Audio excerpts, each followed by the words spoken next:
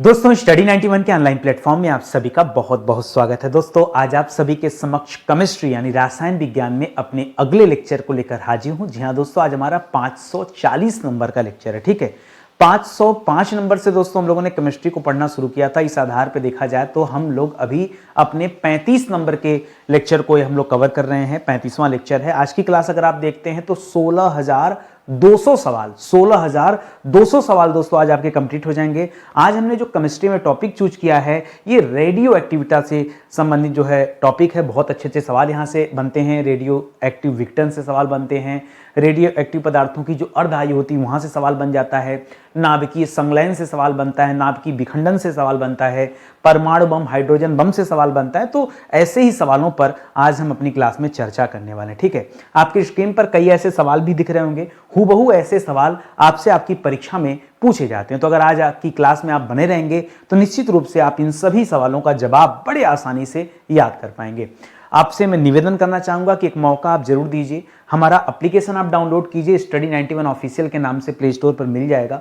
यहीं पर हमारी सारी की सारी पेड क्लास चलती है जिसमें डेमो अभी आपको फ्री दिया जा रहा है। तो एक बार डेमो जरूर देखिएगा, यही आपसे निवेदन है। ठीक है, चलिए सीधे आते हैं सवालों पर और पढ़ना आरंभ करते हैं कि कैसे कैसे सवाल परीक्षा में आते हैं और उनका जवाब जो है हमें कैसे देना है। ठीक है, स्टार्ट किया जाए आज की क्लास को। चलिए, पहला सवाल दे रहा है कि सन 1896 में किसने ज्ञात किया कि यूरेनियम खनिज से सदा स्वतः ही यानी अपने आप क्या करती है, किरणें निकलती हैं। देखिए, रेडियो एक्टिव पदार्थों की एक खासियत होती है कि उनमें से स्वतः ही बेधी किरणें निकलती रहती हैं। ठीक है, वेधी किरणें मतलब जो जिनके अंदर बेधने की क्षमता हो, ऐसी किरणें अपने आप उत्सर्जित होती रहती हैं 247 हमेशा ऐसा होता रहता है। तो आपसे सवाल कर रहा है कि वो कौन व्यक्ति थे जिन्होंने 1896 में यह ज्ञात किया कि यूरेनियम जो होता है दोस्तों, यूरेनियम जो खनिज है, यूरेनियम क्या है, यह भी एक तरह का रेडियो एक्टिव पदार्थ है।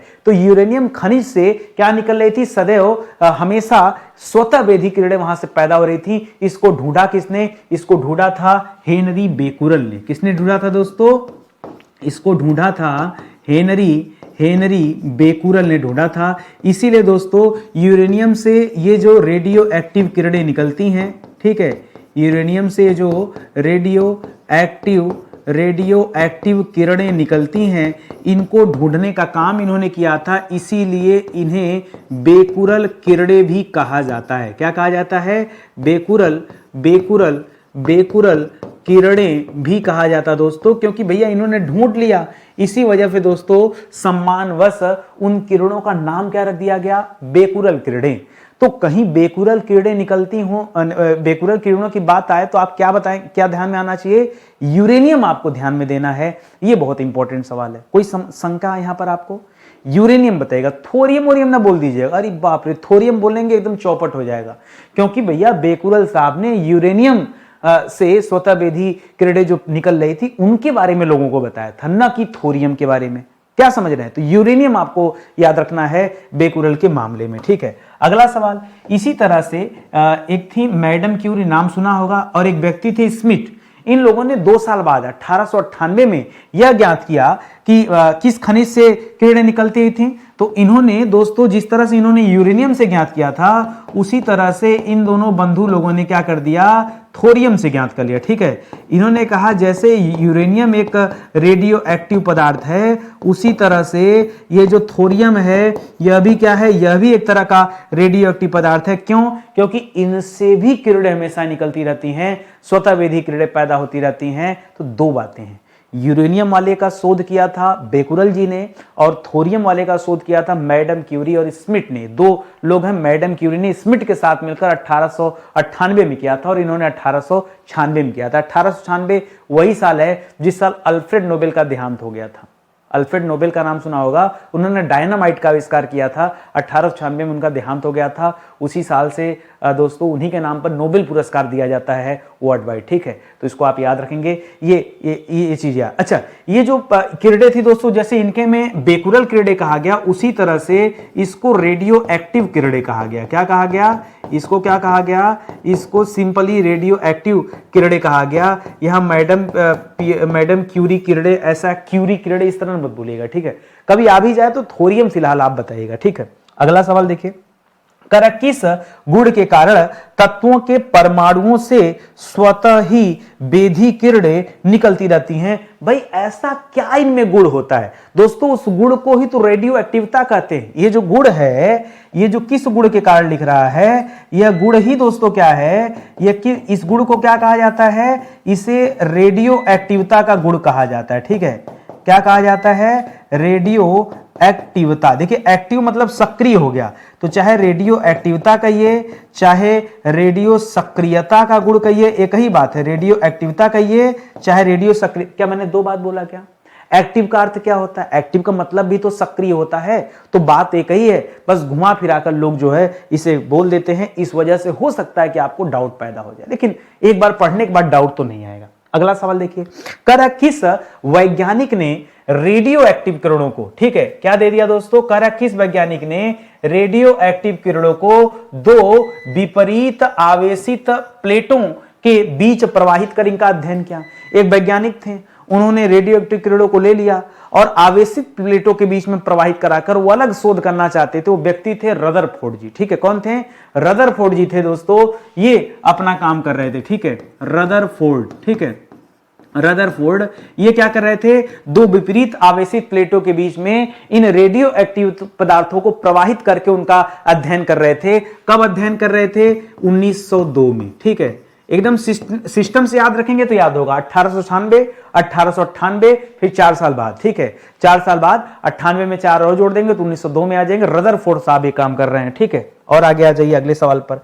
अगला सवाल दे रहा है कि रदरफोर्ड ने रेडियो एक्टिव किरणों के किन 3 प्रकार के किरणों के विभाजित होने की खोज किया? जब उन्होंने आवेशित प्लेटों के बीच से इन रेडियो एक्टिव पदार्थों को गुजारा तो उन्होंने देखा कि ये पदार्थ जो है ये विभाजित हो जाते हैं, ये 3 भागों में बढ़ जाते हैं, जिन्हें रदरफोर्ड ने अल्फा, बीटा और गामा का नाम दिया। उसी से पैदा हुआ अल्फा किरणें, गामा किरणें और बीटा किरणें। ठीक है, क्या क्या दोस्तों? तो एक को नाम दिया दोस्तों अल्फा, ठीक है, इसी तरह से दूसरे का नाम दिया बीटा और तीसरे का नाम दिया गामा। ठीक है, तीसरे का नाम दिया गामा।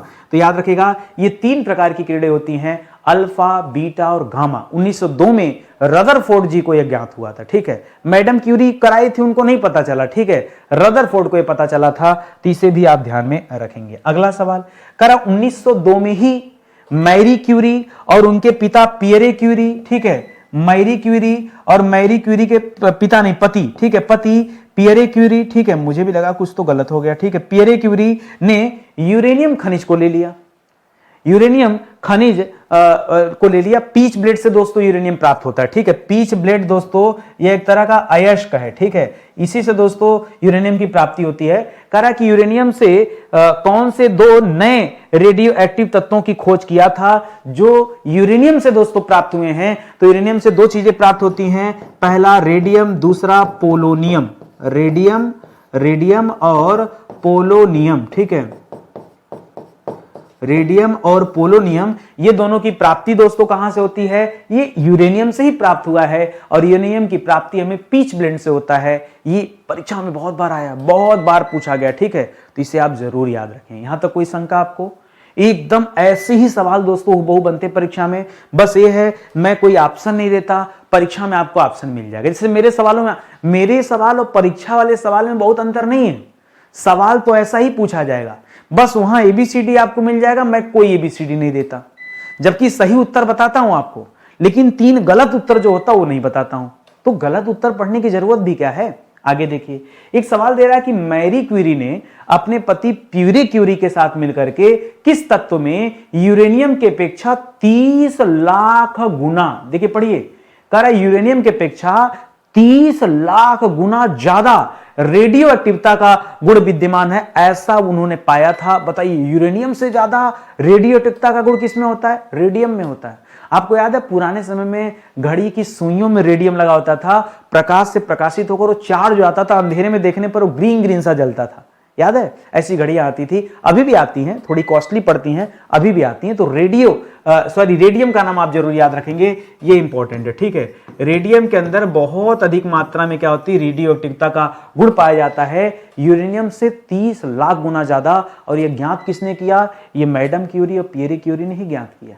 ठीक है, ये बात भी आप याद रखेंगे। अगला सवाल देखिए, करा अब तक कितने रेडियो एक्टिव तत्वों की दोस्तों खोज की जा चुकी। ठीक है, देखिए अगर आप पीरियोडिक टेबल की बात करेंगे, अगर आप आवर्त सारणी की बात करेंगे, जरा ध्यान दीजिएगा। ठीक है, अगर आप आवर्त सारणी की बात करेंगे तो आवर्त सारणी में दोस्तों कुल तत्व कितने हैं, अगर आपको याद हो तो आप पढ़े होंगे कुल 118 तत्व हैं। कितने हैं?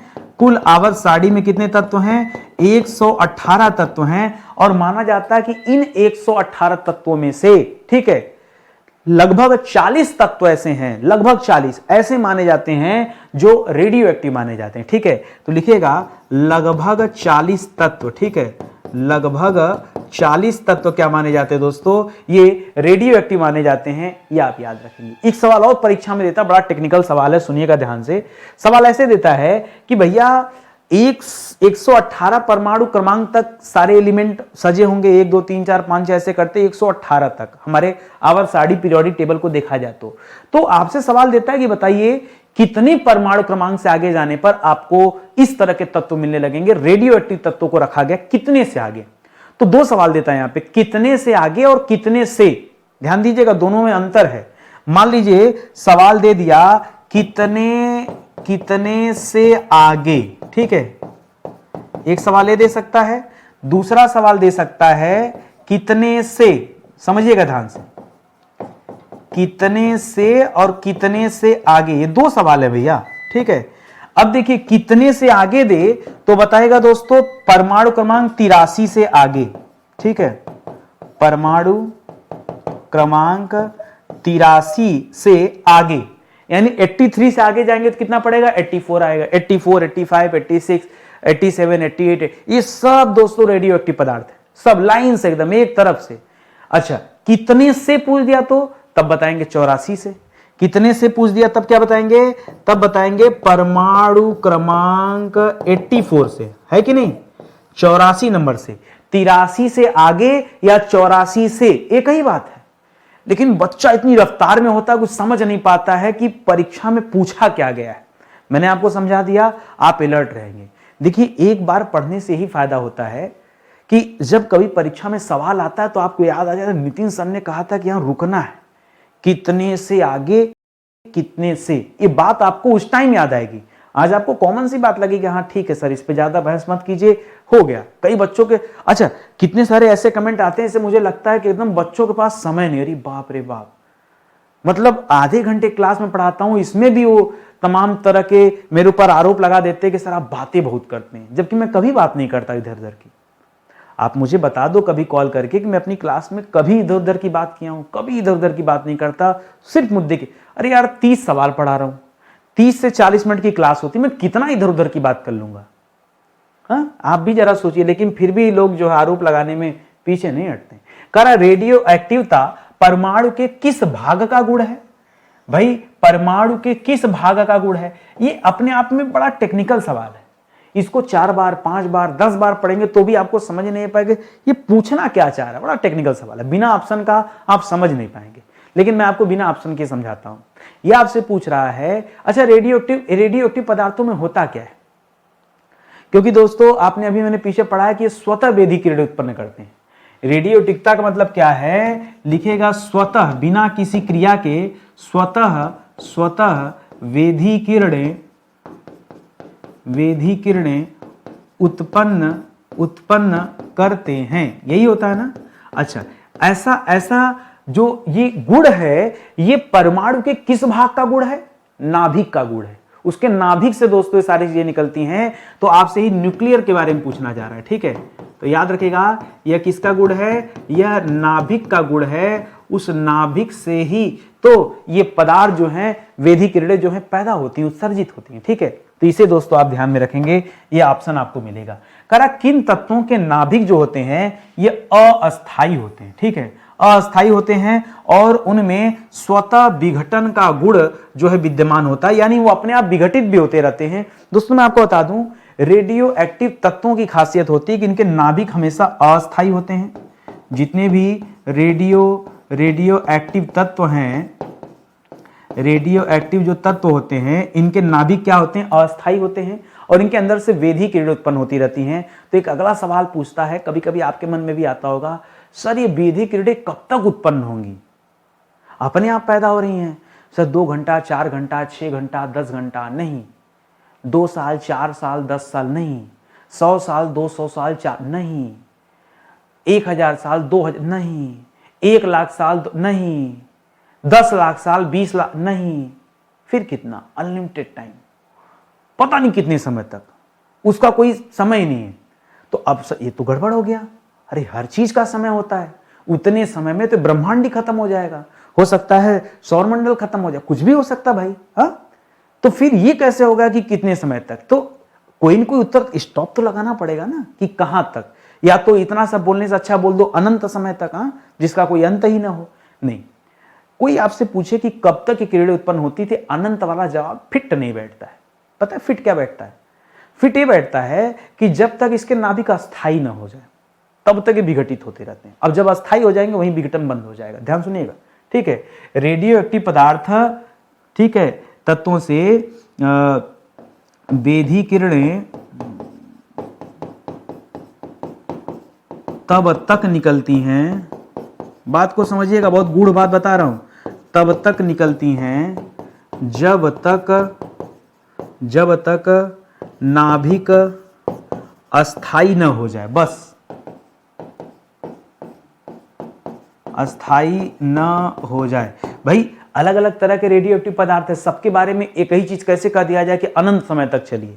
तो ये याद रखिएगा, जब तक नाभिक अस्थाई न हो जाए तब तक ये वेधी किरणें स्वतः उत्सर्जित होती रहती हैं। जिस दिन नाभिक अस्थाई हो जाएगा ये उत्सर्जन बंद हो जाएगा, ठीक है।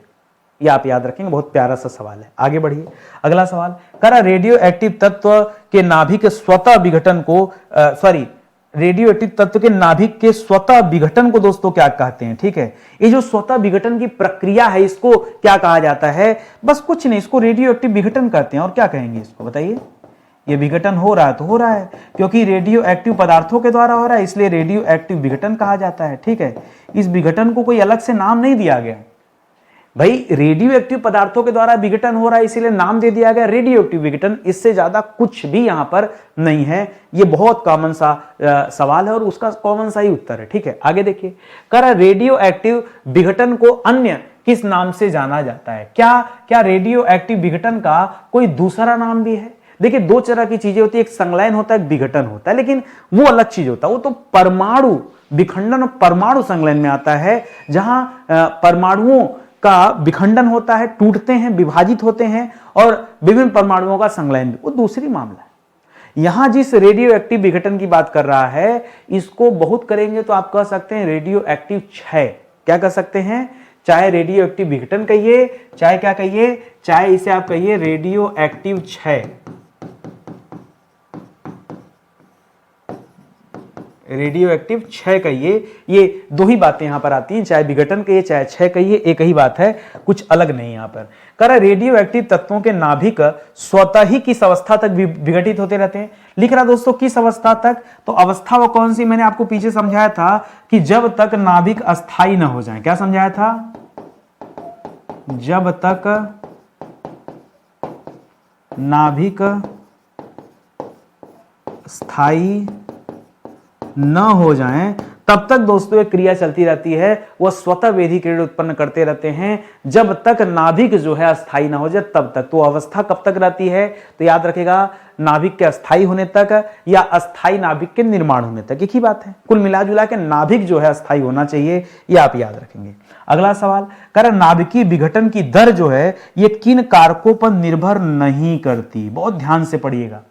नाभिकीय विघटन की जो दर है, जो रेट है, वो किस पर निर्भर नहीं करता है, तो याद रखेगा यह ताप दाब, ठीक है, न किसी तरह का ताप का प्रभाव पड़ता है, न किसी तरह का दाब का प्रभाव पड़ता है, ठीक है।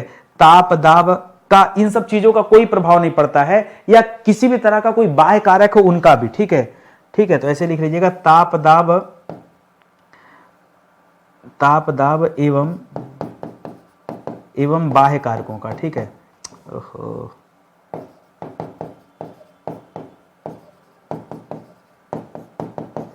बाय, देखिए पूछा क्या है कि किसका प्रभाव नहीं पड़ता है, ठीक है।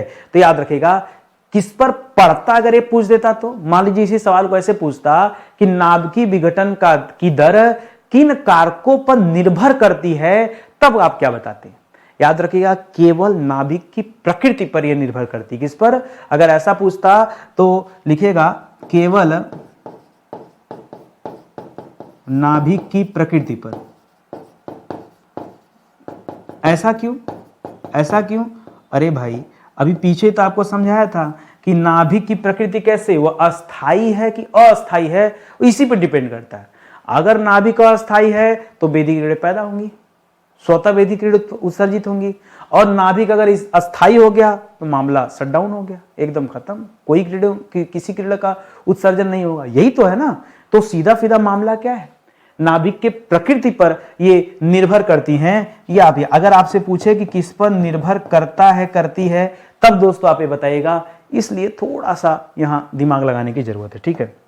चलिए आगे बढ़ते हैं। ध्यान दीजिएगा अब तक मैंने आपको 7 विषय पढ़ा दिया, विधिवत पढ़ा दिया, कहीं कुछ भी नहीं बचा हुआ है।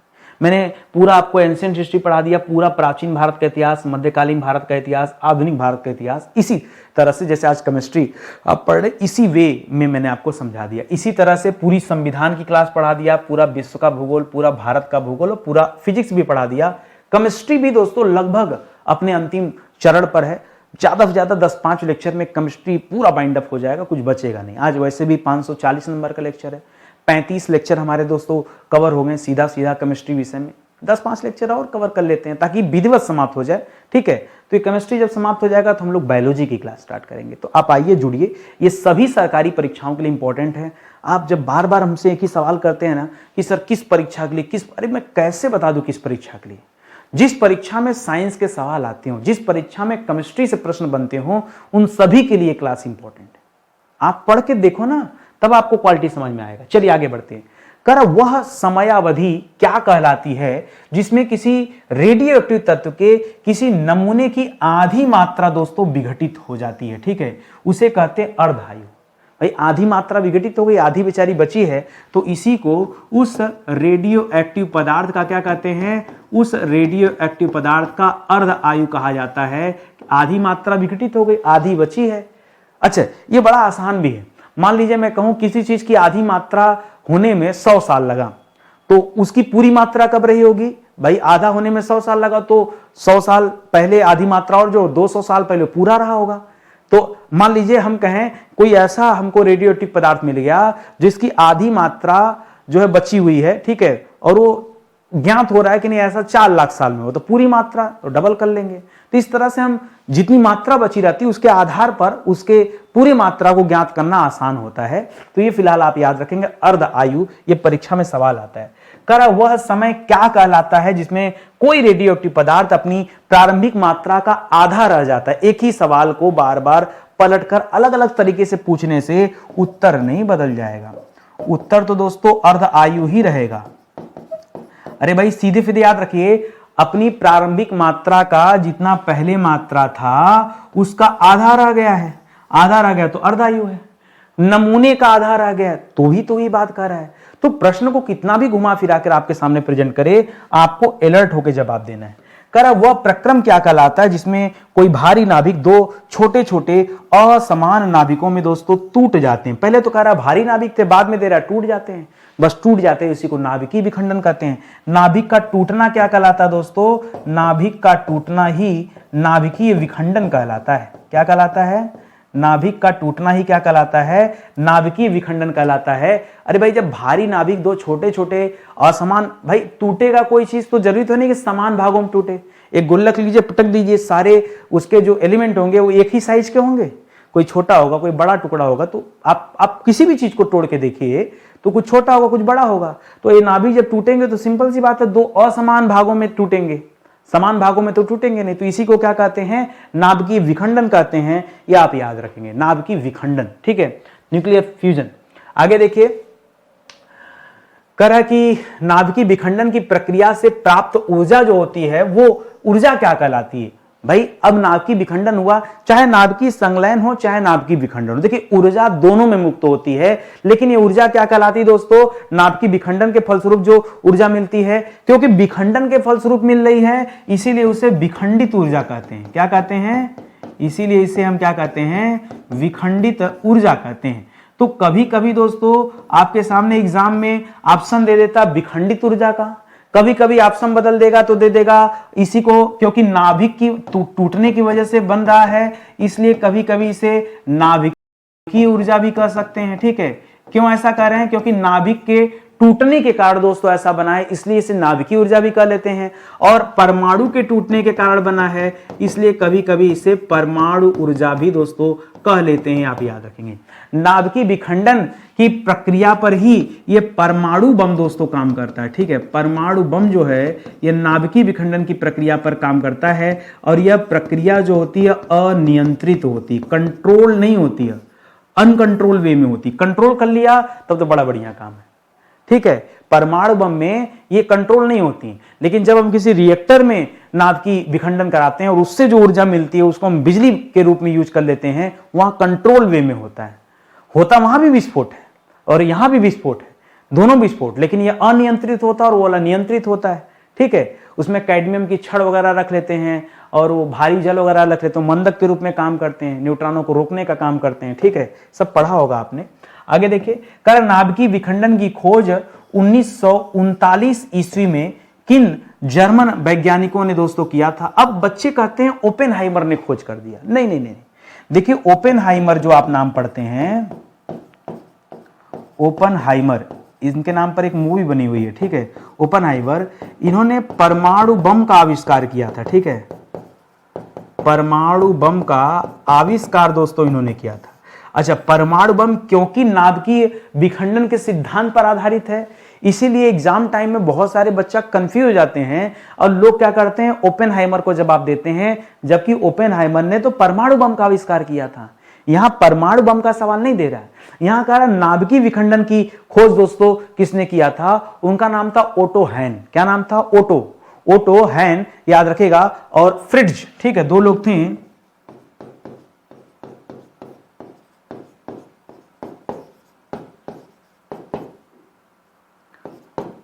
फ्रिट्ज। ठीक है, फ्रिट्ज। तो ये दो लोग थे दोस्तों जिन्होंने 1939 में नाभिकीय विखंडन की खोज किया हुआ था। ये आप तथ्य याद रखेंगे। अगला सवाल, कर नाभिकीय विखंडन में मूल रूप से किस प्रकार की ऊर्जा मुक्त होती है? जब ये नाभिकीय विखंडन होता है, और नाभिकीय विखंडन में होता क्या है, भारी नाभिक छोटे नाभिक में टूट जाते हैं। ठीक है, भारी नाभिक छोटे छोटे नाभिकों में टूट जाते हैं। ठीक है, यही तो होता है, टूट जाते हैं, इसी को क्या कहते हैं? नाभिकीय विखंडन कहते हैं। कर जब ये प्रक्रिया होती है तो मूल रूप से किस प्रकार की ऊर्जा यहां पैदा होती है? तो दो तरह की ऊर्जा पैदा होती है। एक है दोस्तों गतिज ऊर्जा पैदा होती है और दूसरा है विद्युत चुंबकीय ऊर्जा पैदा होती है। क्या?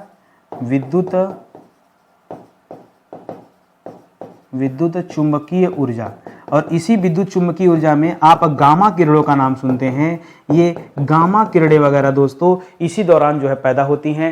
ये आप याद रखेंगे जब नाभिकीय विखंडन होता है। ठीक है, ये बड़ा अच्छा सा सवाल है। आगे देखिए, कर नाभिकीय विखंडन में मुक्त होने वाली जो गतिज ऊर्जा होती है ये बाद में किस में बदल जाती है? तो गतिज ऊर्जा दोस्तों बाद में ऊष्मा ऊर्जा में बदल जाती है। ठीक है, किसमें? गतिज ऊर्जा बाद में ऊष्मा ऊर्जा में बदल जाती है, क्योंकि दोस्तों यहां से क्या मिलता है? प्रकाश मिलता है, यहां से क्या मिलता है? ताप आदि मिलता है, इसी वजह से इसको ऊष्मा ऊर्जा कहा जा रहा है। ठीक है, ये भी आप याद रखेंगे। एक सवाल और लिखिए, करा परमाणु बम। अब देखिए लिख दिया परमाणु बम, तो करा परमाणु बम का आविष्कार कब हुआ था? तो वैसे तो हुआ था परमाणु बम का आविष्कार 16 जुलाई 1945 को। ठीक है, किसने किया था आविष्कार? तो याद रखेगा ओपेनहाइमर ने। किसने किया था? ओपेनहाइमर के नेतृत्व में एक परियोजना दोस्तों चल रही थी, मैनहट्टन परियोजना। कौन सी? मैनहट्टन परियोजना। और ये जो परियोजना थी यही दोस्तों परमाणु बम का परीक्षण किया जा रहा था। क्या किया जा रहा था?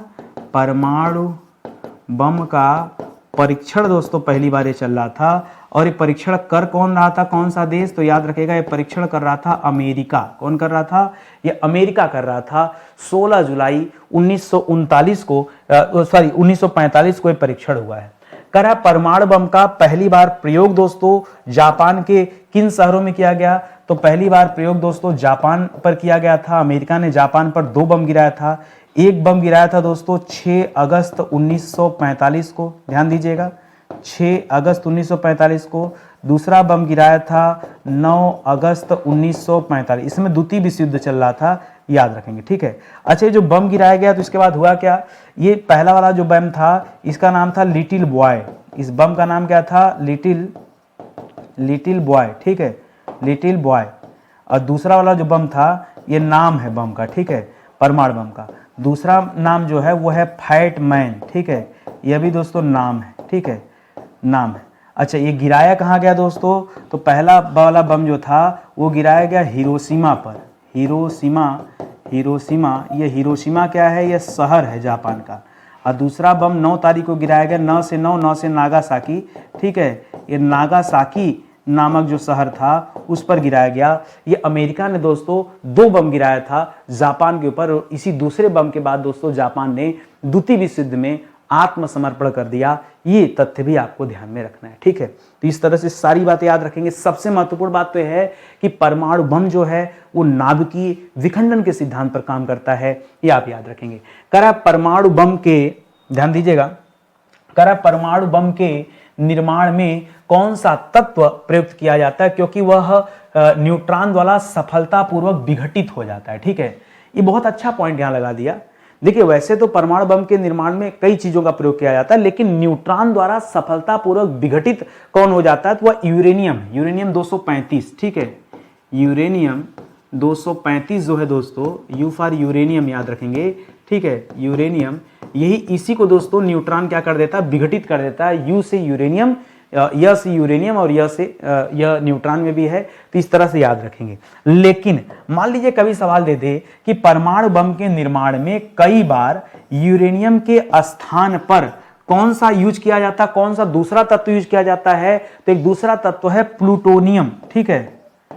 अब याद रखेंगे यूरेनियम के स्थान पर नया क्या आ गया? वैसे यूरेनियम वाली बात तो हर बच्चे को याद है, यूरेनियम 235 पूरा याद रखेगा। उसी तरह से प्लूटोनियम दोस्तों इसको 239 पर रखा गया, ठीक है, प्लूटोनियम 239 ये अब इस्तेमाल होने लगा। ये नया एलिमेंट है जिसका इस्तेमाल हम परमाणु बम में कर रहे हैं। ज्यादातर बच्चे यूरेनियम पढ़ के बैठे हैं, लेकिन प्लूटोनियम के बारे में भी आप जानिए।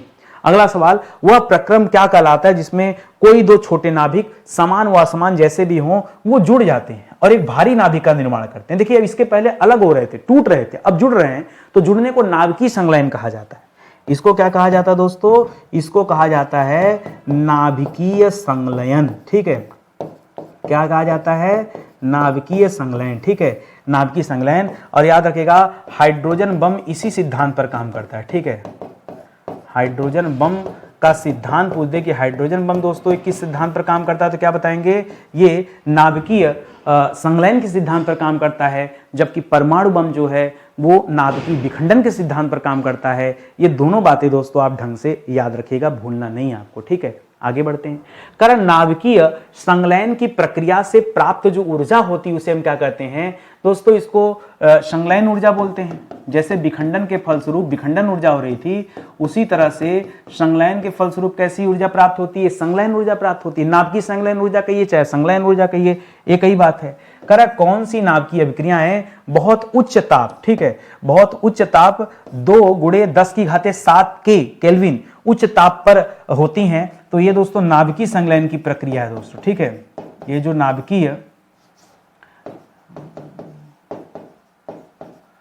नाभिकीय संलयन से संबंधित जितनी भी अभिक्रियाएं होती हैं ये सभी बहुत ज्यादा टेम्परेचर पे होती हैं, इनको आप ध्यान में रखेंगे, ठीक है। और आगे चलिए, करेक्ट कौन सी नाभिकीय अभिक्रियाओं को तापीय नाभिकीय अभिक्रियाएं भी दोस्तों कहा जाता है? तो यहां भी दोस्तों नाभिकीय संलयन कर लीजिएगा, ठीक है, यहां भी नाभिकीय संलयन कर लीजिएगा, ठीक है, नाभिकीय संलयन, ठीक है। इसको भी नियंत्रित अवस्था में दोस्तों किया जाता है, कंट्रोल वे में जो है जब इस्तेमाल करते हैं तब हम तापीय नाभिकीय विखंडन के रूप में इसका यूज कर सकते हैं। जिस तरह से हम लोग परमाणु विखंडन में कर रहे थे उसी तरह से यहाँ परमाणु नाद की संलयन में भी दोस्तों ऐसा किया जा सकता है। ठीक है, तो ये आपका सेशन यहीं पे समाप्त होता है। उम्मीद करता हूँ आपको समझ में आया होगा, अच्छा भी लगा होगा।